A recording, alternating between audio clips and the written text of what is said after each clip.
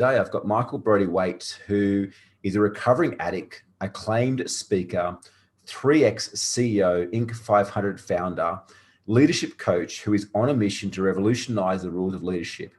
Michael's unique perspective from a background in overcoming addiction is a foundation for his mask-free leadership system built upon three principles that saved him from death and set him apart from other leaders. His TEDx Talk, Great Leaders Do What Drug Addicts Do, has been viewed more than 1.7 million times in over 25 countries and provides insights into his 16-year journey from near homelessness and addiction to successful entrepreneurship. Michael, I'm so stoked to have you on board, and I'm really excited to see what we uncover in tonight's episode. Thanks for having me on, man. Yeah, super grateful.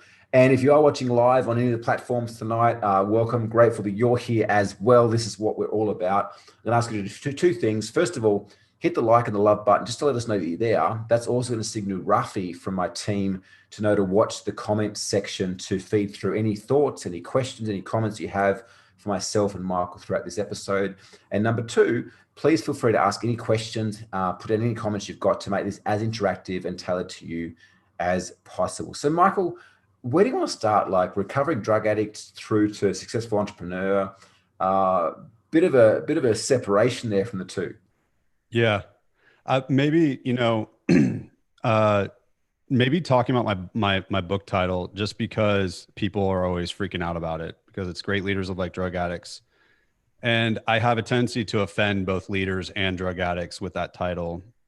And so kind of my whole philosophy is, when I look at the great leaders in the past, I see people that were fixing, managing, and controlling perception, doing everything they could to look strong and almost not human, right? Acknowledging that they are not human would not be something that they would do. So anyhow, point is that leaders hide themselves. They hide who they truly are because they're scared of showing weakness. And I think that way of leadership is done. I think that the new way of leadership that we are currently seeing and that will be in the future will be leaders that are vulnerable and authentic, acknowledge their humanity. And the only class of people that are systematically proven and trained to do this are recovering drug addicts. And so that's how you get great leaders look like drug addicts. Wow. I love that. And it's so funny because I just literally finished an episode moments ago with Peter Kozadoi, who speaks about honesty to greatness. And we've had a few people, and it's certainly been a big part of my journey in the last 2 years, around the strength and power in vulnerability and in opening up and being all of who you're here to be. And it's funny that you mentioned that, because I was talking to Peter, 2 years ago, I looked at myself, I'm like, you're a shit leader, Barry. Like, you're not good at leading a team. And I think one of the strengths that I've found and curated over the last 2 years that's dramatically improved my leadership for me has been around vulnerability, and has been around me owning all these aspects of myself that I've tried to hide from the world for so long. Yep. Yeah. I mean, and if you think about it, that's like not that hard. And at the same time, it's really hard. Like there's nothing physically stopping you from being vulnerable as a leader. It's just a fear of what people will think. But at the same time, most leaders are doing that. And so basically my whole world is, how do I take my experience being a drug addict and then moving into recovery, and then also as a leader, explain to people why I believe that recovering addicts have a leadership superpower. And basically what I was able to discover is leaders aren't authentic because they are addicted to being inauthentic. They are addicted to wearing what I call a mask, and obviously not a physical mask. We're in a pandemic and all that kind of stuff, but they are addicted to hiding themselves. And that's why we have people talking about they want authentic leaders, but we're not getting them.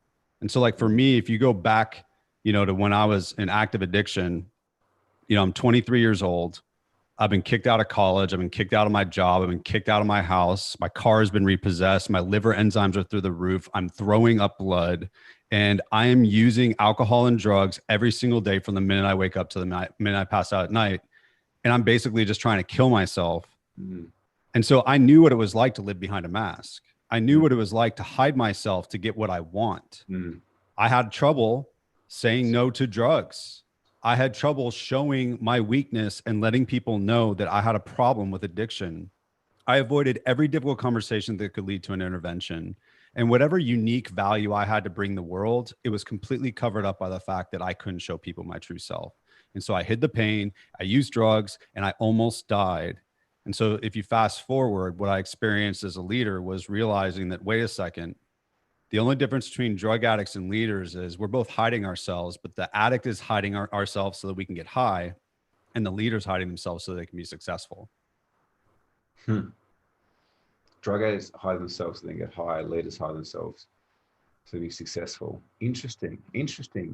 Can we, I want to dive in a little bit deeper. Before I do, I'd like to just go back a little bit. Like, what do you feel took you down the path of drug addiction in the first place? Like, what was that key decision that took you down that path? Like, do you have an addictive personality? Like, what was the defining moment you feel that took you down that rabbit hole?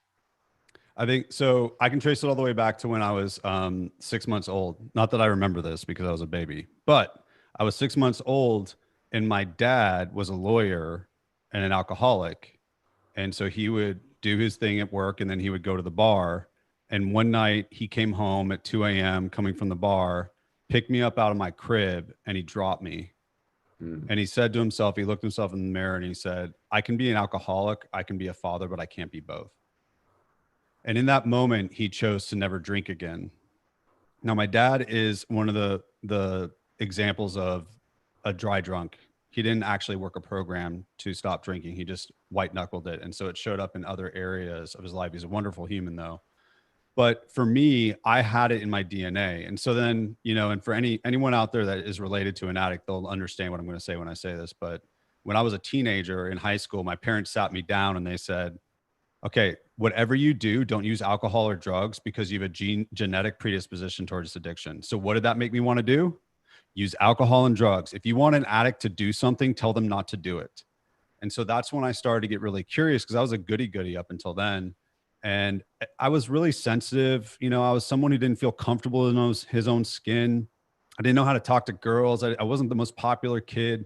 I had like deep feelings and I didn't know what to do with them. And so when I got to college, I remember feeling like I didn't have the instructions to deal with life and life's terms. So I started to try to numb myself, and alcohol was readily available. Drugs were available. And I started to use those to make myself feel numb so I could feel safe. And that's what really set me down the path. But you asked like what really made me, like if there's one moment, this is going to sound really stupid. Freshman year in college, I'm watching a Lifetime movie about an alcoholic father. He loses his entire family and just keeps drinking. And I was so confused on how to deal with life. I didn't know how to deal with being in my own skin that I remember watching that and saying, man, that life looks simple. And I'm actually wired to live that life. I'm going to go try to be an alcoholic. And so like, I can still say that whatever I set my mind to, I'm successful at. And so the first thing I wanted to be was an alcoholic. And that was when I made the decision to start trying to kill myself with alcohol and drugs. And then, a couple of years later, I found myself in rehab. Thank you so much for sharing your vulnerability there. It's interesting too, even the belief structure around like I have that genetic DNA, like that's within me. Like there was almost a sense of ownership that was a path. Should you choose to take it, or even should you not choose, it was there, it was predetermined. There's something else for me that was interesting too. You talked about what was it? Telling someone they can't do something, and an alcoholic, like, don't do this, and it's kind of like red rag to a bull. I also feel that's a trait that many entrepreneurs have. Tell an entrepreneur they can't do something, and they're like, just watch me. So it's really interesting to see that dynamic. And I guess in some way as well, like many entrepreneurs are addicts, like they're addicts to working too many hours. They're addicts to, not finishing something until they reach completion. There's very similar, looking at it this way, there's very similar characteristics, I think, that a lot of entrepreneurs have to addicts. So like, to me, that's bullseye. So I think it's the world's worst kept secret. I think entrepreneurs are addicts. They are funneling their addiction into something else. And if you really want to get like super geeky with it, when you're dealing with an entrepreneur, because I led a nonprofit that helped 2,000 entrepreneurs a year start or grow a business after I sold my business. And so with an entrepreneur, we literally are manipulating the chemicals in our brain when we start ideating, when we start writing down the visions of what we want to create, and we start feeling that potential of what could be. We are literally manipulating our biochemistry to get high. And so that's why you get a lot of entrepreneurs that can't get out of the ideation phase. Like you and I have been successful, but we know that for every one person that's been successful, there's like 10 that couldn't stay focused or execute or whatever. And so we like, that's why you get, I remember, coming up as an entrepreneur and seeing these guys that had exited these companies and made all this money. They had more money than they would ever need. And they were working from 5 a.m. to 10 p.m. at night. And I was like, why the F are you guys still freaking like playing this game, man? Like take a break, relax. And then I realized they couldn't. They were successful because of their addiction. And that's a real mind fuck for an addict and for an entrepreneur. And especially if you're both, is in one way, as a leader, you can be successful if you're addicted to hiding yourself and manipulating perception. Think about politics. As an entrepreneur, you can be successful if you are working insane hours and managing all these different strings and making things happen. But man, if you're addicted to alcohol and drugs, you're dead before 30. And so how do we, to me, how do we reconcile the fact that we have so many people that are working so hard and accomplishing so many things, and yet they're so stressed, so unhappy? You got people that are building companies, being extremely successful. It looks great from the outside, and they're taking their own life. You got marriages that are being wrecked, children that don't have parents. I'm not going to say like it's an epidemic because I'm not like a researcher, but I will say I've been around my share of entrepreneurs to say that there's incredible ownership. In my book, there's a dedication where I say something to the effect of, I don't even remember exactly what it said, but typically the label of addict and leader have been reserved for a certain segment of society. And I think that I wrote this book to empower you by owning the label that you haven't historically owned. I think if leaders can own the label of addict, they suddenly unlock an incredible opportunity, because entrepreneurs don't know how to stop. Leaders don't know how to stop, but addicts do. Millions of addicts all around the world are able to go from using drugs 24/7, losing everything for years straight, every day straight, and suddenly they can string together 18 years of not putting a substance in their body.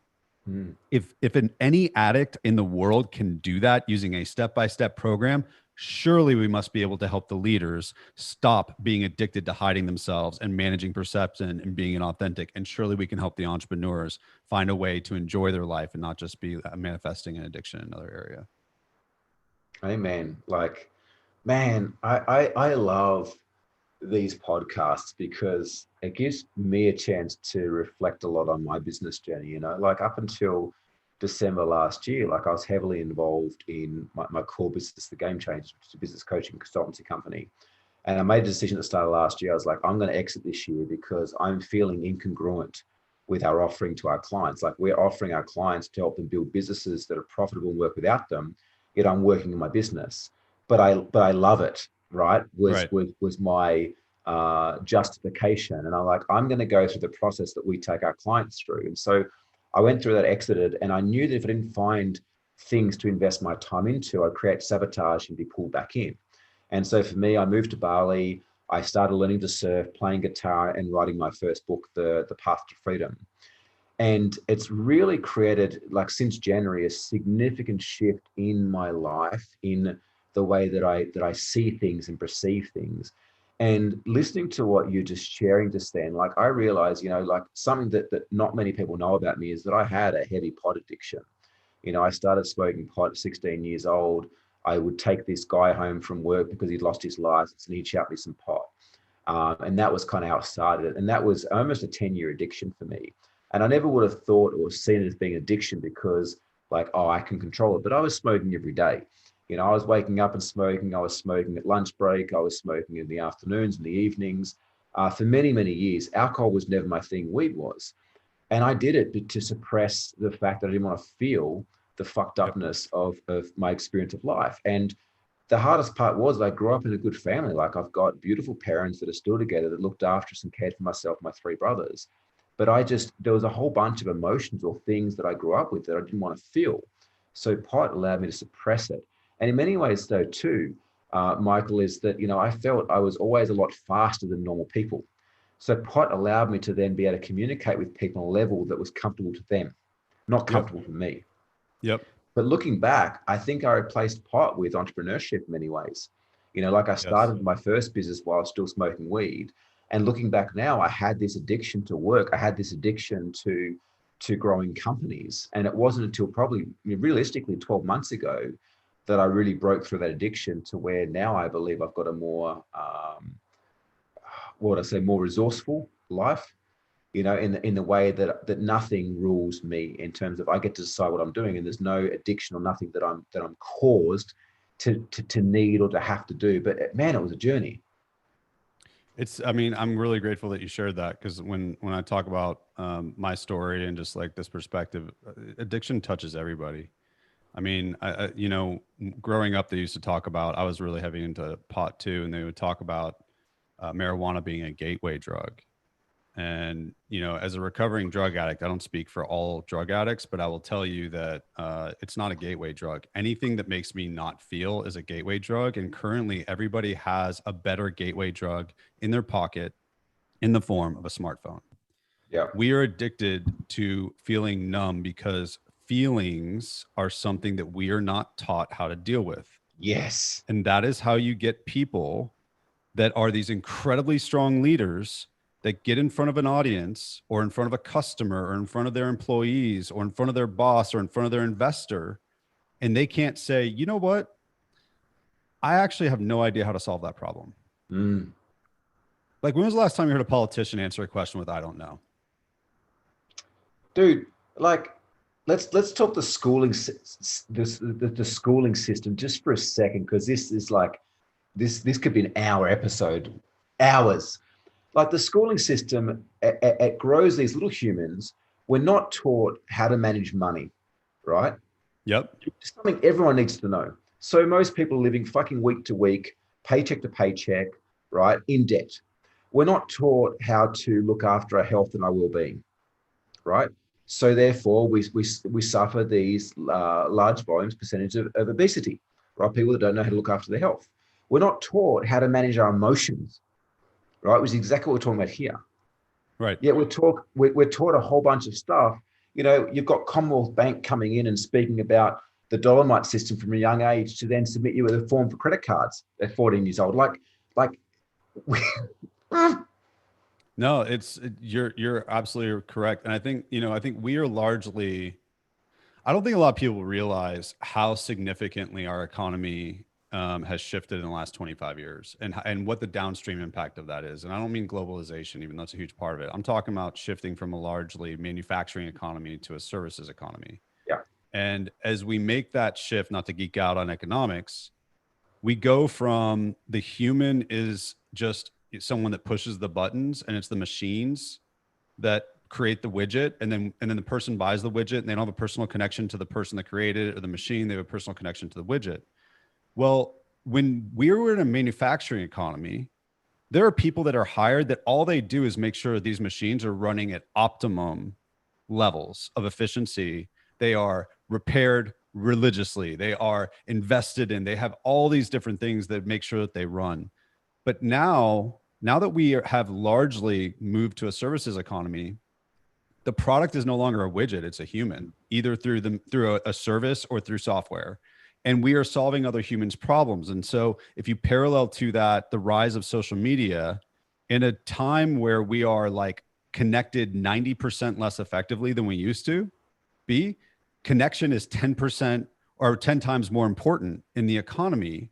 And yet we're not optimizing the machines that create leverage in that economy because it's written off as new agey self-help garbage or whatever. And sometimes it is new agey self-help garbage. Like, one of the things my book really tries to do is it tries to take like the self-help components of addiction recovery and concretely tie them to business outcomes, to how you create leverage within a human, a team, and an organization. And so, like, for example, I created an assessment where I've actually been able to get to a point where after giving this to 2,000 people, I can tell you which of the 4 masks is holding you back and costing you 500 hours a year. And it's what I was talking about that I did in active addiction. It's the mask of saying yes when you could say no.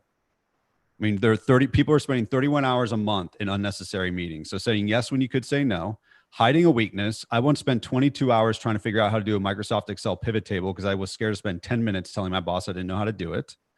Avoiding difficult conversations. 70% of employees are avoiding a difficult conversation with a boss, coworker, and direct report. And then holding back your unique perspective, not being willing to say, you know what, I want to challenge that plan, or here's an opportunity for innovation. And every time an employee does that, when bosses in the room, it costs the organization $7,500 per instance in average. And so you've got all these people pushing all these buttons, performing all these services. And then the Harvard Business Review comes out with this article that says, in the shift from a manufacturing economy to a services economy, the resources that we used to manage were physical in nature. Now it's time, and it labeled time a largely unmanaged resource. And so according to my assessment, 90% of leaders are costing themselves 500 hours a year hiding behind one of those four masks. Say yes when you could say no, hide a weakness, avoid difficult conversations, hold back your unique perspective. No manufacturing company would ever be permitted to operate at that terrible level of efficiency. No. Ever. But Never. It's not external. It's not binary. It's not a pulley and a lever. It's human beings. We're intricate. And then worse, we hide all this crap. We hide our struggles with this stuff. So when I say, hey, do you have trouble saying yes when you could say no? Someone doesn't say, oh, I totally have trouble with that. I'd be like, no, I'm good at saying no. And then you actually watch what they do, and they're replying to all these emails that they don't believe in, taking meetings they don't believe, saying yes to customer expectations they don't believe in. And it's like, dude, I had to optimize my worldview, not because I wanted to be a successful leader, because I was going to be dead at the age of 25 if I fucking didn't. And that's why it's not great leaders. My TED talk was great leaders do what drug addicts do, but then I realized it's great leaders live like drug addicts. And the only way a drug addict can continue to live is if they live in recovery. And so if leaders can start to see that they are addicted to hiding themselves, and anybody that listens to me knows probably by now that I'm a huge fan of a woman, at least in the States, called Brene Brown. She was a huge influence for me. Yeah. But nobody can implement what she wrote because it's theoretical, it's inspirational, it's the what and the why. But drug addicts can stop slamming dope in their veins when you give them a step-by-step system. So that's why I created the mask-free system. I created a step-by-step system that allows you to literally take off the mask of saying yes when you could say no, hiding a weakness, avoiding difficult conversations, holding back your unique perspective, so you can reclaim 500 hours and start optimizing yourself the same way we used to optimize machines in the previous economy. Man, I love that. I love that. I'm not intense or passionate. I was like waking up at the beginning of this podcast, but now I'm alert. Yeah, no, we're going, we're cooking. I've got a couple of questions here. If you are watching live, please hit the like button. Let us know that you are enjoying this conversation. I certainly am. And keep the questions coming. We've got time for a couple more. Keisha from Brisbane said, Michael's saying entrepreneurship as a source of addiction is very deep. How has he helped business leaders to wean themselves away from mistaken notions of running a business? Can stress be possibly a source of something addictive? Oh, I was good. I was good with the question up into that last part. That's a really great question. I personally, so I'm going to break that into two different pieces. The first one is, practically speaking, we put people through what we call a mask rehab, where we help them. One of the things I was taught in addiction is it's impossible to spot self-deception. And then if you don't know what the problem is, you can't fix it. So the problem is most addicts aren't aware that they have a problem. They're in denial. So we put them through a mask rehab where we help them really identify where are they wearing these masks, where are they hiding themselves in their leadership, in their life. And what we're able to do, especially for companies, is say, okay, this is where the masks are prevalent organization-wide. So we did this last week. This is your company's mask. And it would say yes when you could say no. We're able to tell you what your mask is. And then we're able to link the personal costs, like I'm not taking family vacations, I'm not sleeping, I'm not present with my kids, whatever. We link those to the professional costs, which is I'm taking meetings that are holding me back from being productive. I'm not performance managing an employee. And we link them back up to an organization's plan, which is like, we're trying to be profitable. We're trying to, increase market share and do revenue. And so what we do is we give them this thing, and it's a simple little thing. It's something I learned in recovery, and it's embarrassingly simple. It's a small 5x7 card called mask reaction card. And what they do in mask rehab is they create this mask reaction card, and essentially teaches them how to practice rigorous authenticity, how to surrender the outcome, and how to do uncomfortable work. And it helps them identify the things that they can't control and can't control when they want to wear the mask, and what their uncomfortable work is and why it's important. And then all they have to do for those 28 days is read it 1 minute a day. And literally in doing that, you're doing what addicts do and what's called a 10-step inventory. And it's the key to maintaining it's one of the keys to maintaining our recovery. And so we give them this action card and they read it 1 minute a day. And by the third week, they stop wearing masks, not completely, but they start taking them off. And so when you think about the question around entrepreneurs, a lot of entrepreneurs are operated based off of either incredible enthusiasm or incredible fear, but both is either fear of missing out or fear of being destroyed. And so when you're able to take off the mask, you have to face those fears and you have to recognize, like, that's why the leader that built a company can't let it go and delegate to its leadership team. That's why they're working the weekends instead of building scalable systems and teams and all that kind of stuff. It's out of fear. So when you go through this process, you're able to start living a life that has less fear. It's not void of fear, but you have less of it. And I think that I will tell you, as someone who's been doing that for a long time, that's not easy either. I don't know what to do with free time. I don't know what to do with being present. Like, that is uncomfortable still. And so to the last part of the question, I'm addicted to stress. I know how to deal with stress. I know how to respond to stress. I don't know what to do when my daughter wants to play with the exact same toy, the exact same way, and it's not intellectually stimulating for me. And my brain starts thinking about things that I wish I could be doing elsewhere. Or I think I want to watch the game or whatever. I don't know how to deal with that as well as I know how to deal with stress. And then I don't like the way I feel when I'm around my daughter when I'm doing that. When I'm sitting there and I'm like, look, man, you just put this thing in that hole. Okay. It's pretty simple. This isn't actually intellectually stimulating for me at all. Okay. I want to go figure out a pivot table or whatever. Or I got to pretend that I'm interested in this like doll for the 26th time. I love her. And I'm not saying I don't love her and I don't enjoy her, but I don't have the same level of intellectual stimulation when I'm doing that stuff. And as a result, I feel my feelings more. And when I feel my feelings more, I become uncomfortable. And when I become uncomfortable, I look for things to take away my feelings because I don't want to do the uncomfortable work of sitting there. And so, what's really a really easy way to do that is to say to my wife, hey, you know what? We just got an email that's really important about our house or something. I gotta go fix that. I want that stress because I know how to deal with that stress. I don't know how to be present and not stressed. Comfortable. Yes. It's become comfortable. It wasn't comfortable at the beginning. Like, I was totally lazy before recovery. Like, recovery taught me how to be a successful, productive person. But then again, at some point it became like workaholism. And now I'm a recovering entrepreneur and a recovering addict and a recovering mask wearer, recovering something else, I'm sure, by the time I'm 60. I wonder did that answer the question? Yeah, I love the honesty and vulnerability there. And Keisha, thank you so much for your question. Fantastic question. I've got one here from Todd from Perth. Question from Michael. Aside from the obvious, why did the teaser for this live stream say there are ways to do and not do leadership? What is Mike's special take on leadership? My special take on leadership. I think anybody that thinks that they have a special take is a liar because there's nothing that's actually that permanently unique. But I will say what Michael's take on leadership is. I truly believe that people are not taught how to lead themselves.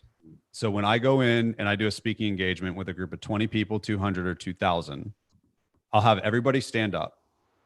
And I tell them, I say, sit down when you answer yes to one of the 4 questions I'm going to ask you. And then I ask them, in the last 30 days, have you said yes to something you could say no to? In the last 30 days, have you hit a weakness? In the last 30 days, have you avoided a difficult conversation? In the last 30 days, have you held back your unique perspective? The 4 masks.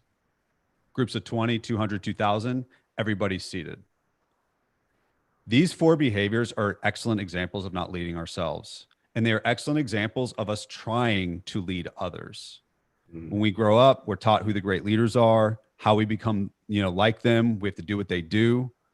We are, a tribal species, right? Like, we are not that strong as humans, right? A tiger would totally kick our ass. So we need to work together to be able to survive. So we want to be included in the group. So we are not taught how to lead. We're taught how to follow. And our leaders, especially in this era, are so obsessed with their followers that they can't lead themselves. They aren't willing to challenge a narrative. They aren't willing to challenge, speak their mind truly about something, be vulnerable. And now it's even more confusing because we got curated authenticity, selective authenticity, check the box authenticity, where someone's willing to say, you know what, like, I really kept it real in front of grandma. But like, dude, when the customer's in the room, and the entire business is on the line, are you going to be real in that moment? Are you going to be vulnerable in that moment? I don't know. Most people can't do it. So to me, the real secret to leadership is learning how to lead yourself, and not just lead yourself generally, but lead yourself authentically.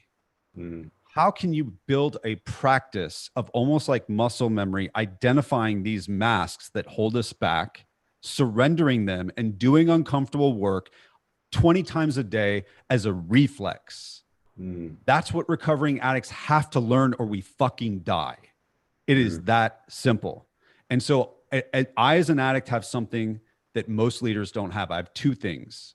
Number one, I have incentive. I walk around, I have 18 years clean, but I walk around every day with a loaded gun pointed at my head that says, if you don't continue to do these things, practice rigorous authenticity, surrender the outcome, and do uncomfortable work, once you start hiding, it won't stop, and you will use and you will die. So I have an incentive that most leaders don't have. And then because addiction is so prevalent, I have an academy. I have a training ground that most people won't go to. I can go to a 12-step meeting in any city, in any language around this world. And for a shitty cup of coffee and an hour of my time, I can sit around with other people and practice how to be an authentic leader of myself. You want to know who the greatest leaders in the world are? They are sponsors. They are the greatest leaders in the world because they never hide themselves. They never tell you that they're great. What they do is they share their weaknesses and their vulnerabilities, and they show how they lead themselves through it so that you can do the same. That is a fucking great leader. And I think that is a secret to great leadership. Dude. Not passionate. Dropping the bombshells. And man, I just love how there's been, this is a fourth podcast today, and there's been a common theme amongst all of us, which is around this honesty and vulnerability that we have as a leader. And as I said to you earlier, this is something that's just been so close to my heart these past couple of years, and something that has just accelerated not only my level of leadership, but my results in my business, my personal happiness, my well-being, my ability to grow my fitness levels. Like everything, I think, has come down to me getting fucking raw and real with where I was actually at, and making a decision to do something about it, and showing up every day as the truest and most authentic version of myself as I can. And I still catch myself out. Even listening to you today. I'm like, oh, yeah, I said yes when I should have said no. Just to the masseuse earlier today. You know, there's these things that we just let slip by, but it's like the smallest things are like cancer that then open us up. And it's, as you said, it's like, I haven't got the loaded gun to my head. You know, that's the difference. I don't know, man. I think you're operating with a sense of urgency, because when I look at you, I see a human being that's comfortable in their own skin. And regardless of whether you feel like it's a loaded gun, it seems like your life experience has led you to feeling a sense of urgency to living this way, because you just seem like a human being that's comfortable in their own skin. I can spot them, and they're rare. Oh, thanks, brother. I should have told that masseuse to go harder. Like, it wasn't hard enough. And I was like, oh no, like, I'll just enjoy this. But oh my God, please, if you're listening, raise your hand if you've ever been lucky enough to have a massage, but then you were scared to ask for what you want and say, I like, I'm sitting there and they're going too hard. And like, how's it going? I'm like, it's fine. It's great. All because I'm scared to say, no, could you go softer? Yeah. Yeah. That's the uncomfortable work that we're avoiding every day. I'm stealing the masseuse story when I do speaking. Like, that's a great example, actually. I had a massage last week, and the guy, it was a torture session. I'm like, should I tell him to go softer? No, my body probably needs it. Like the whole, I was waiting for the moment. He's like, Mr. Barry, finished. You know, when he said it, I was like, oh my God, thanks. And then today she was way too soft. And I was like, oh no, like I'll be grateful it's not hard like the one last week. Because we're worried about what they'll think. Yeah, rather than crazy. And that's not leading yourself. Yeah. But I so like, here's the other thing that I love about what you just did is, you know how I can spot the most inauthentic people when I'm going to do like a workshop or something? It's the people that on my authenticity test score really high, because anybody that's truly like rigorously authentic, we have a percentage of 0 to 100%. They never score above 60%. Because, and when they start our program, they go down in authenticity percentage, because they start to become more and more aware of just how often they're wearing the mask. You go from, I never, hide myself, to realizing the littlest things. Like, I didn't ask for change. I wanted quarters instead of $1. Like, I mean, whatever, the masseuse example, we start to become more aware. And then you start to realize, wow, this addiction is more prevalent than all of the other addictions that we talk about combined. Yeah. I love it. Man, this has been such an amazing way to finish the day for myself. I really hope that the people watching this today, either live here on a replay, have had much fun and have gotten as many insights as what I have. How can they connect with you, Michael, moving forwards?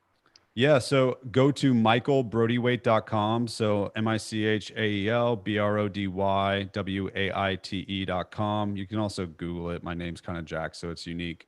And then if you don't want to learn about me and you want to learn about you and you want to figure out which of the four masks is holding you back, you can go to a dedicated website called whatsmymask.com. So whatsmymask.com, and in 5 minutes, you'll know the mask that's holding you back, what your authenticity percentage is, and you have a report on what you can do about it to increase your freedom and reclaim 500 hours a year. Love that. One last question, mate, knowing everything you know now, if you were to have a conversation with the 10-year-old version of you, what advice would you give 10-year-old Michael? I would tell him that the next 13 years are going to be the hardest of his life, but as long as he can survive, he's going to be grateful for them. Love that. Love that, dude. Thank you so much for sharing honesty and vulnerability. If you're enjoying these episodes, please make sure you subscribe either through the Game Changers Facebook group, Instagram, or YouTube channel to stay up to date with the episodes and amazing guests like we've had on today, including Michael just now. Michael, thank you so much for your time, your honesty, your vulnerability, everything you've shared. I thoroughly enjoyed it and wish you well on your journey moving forwards. Thanks, man. You too. Thanks for having me.